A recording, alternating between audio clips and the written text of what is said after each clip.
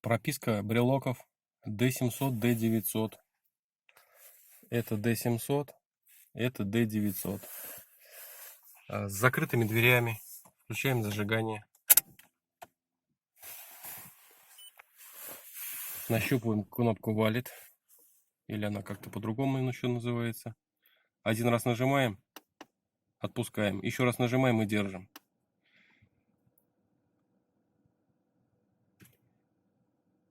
Вошли в инженерное меню. Так, на старом брелоке я нажимаю. Это у нас крышка багажника. Никак. Так, и вот так вот. Все, моргнулся этот диод. Второй брелок. Крышка багажника и динамик. Моргнул. Все. Ничего больше не делаем. Ждем, когда сработает поворотники.